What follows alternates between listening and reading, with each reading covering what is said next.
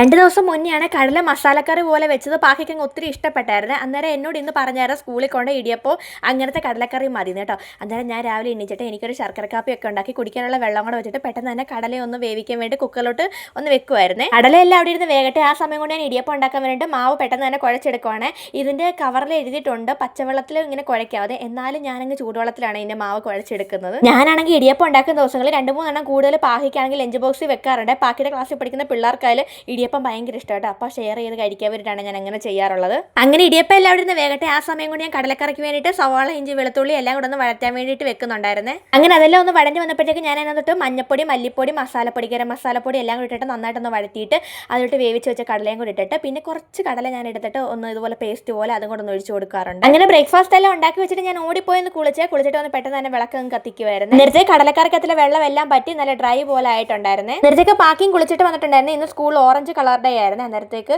പ്രാർത്ഥിക്കുമായിരുന്നു കേട്ടോ. അന്നേരം ഞാനാണെങ്കിൽ പെട്ടെന്ന് വീഡിയോ എടുക്കുന്നിടപ്പോഴത്തേക്ക് അവൻ പേടിച്ചു പോയിട്ട് നിൽക്കുന്ന നിപ്പാണ് ഇത്. എന്നിട്ട് പിന്നെ പാക്കിയെ പെട്ടെന്ന് തന്നെ സ്കൂളിലോട്ട് കൊണ്ട് വിട്ടിട്ടുണ്ടായിരുന്നു. അങ്ങനെ പാക്കിയെ സ്കൂളിൽ കൊണ്ടുവിട്ടിട്ട് ഞാൻ ഇവിടെ അടുത്തുള്ള ഒരു അമ്പലത്തോട്ട് നേരെ അങ്ങ് പോയിട്ടുണ്ടായിരുന്നു കേട്ടോ. എൻ്റെ വീഡിയോ കണ്ട് സപ്പോർട്ട് ചെയ്യുന്ന എല്ലാവർക്കും ഒരുപാട് നന്ദിയുണ്ട്. എൻ്റെ വീഡിയോ കണ്ട് ഇഷ്ടപ്പെടുവാണെങ്കിൽ ഒന്ന് സബ്സ്ക്രൈബ് ചെയ്യണേ. അപ്പോൾ അടുത്ത വീഡിയോയിൽ കാണാവേ. ബൈ.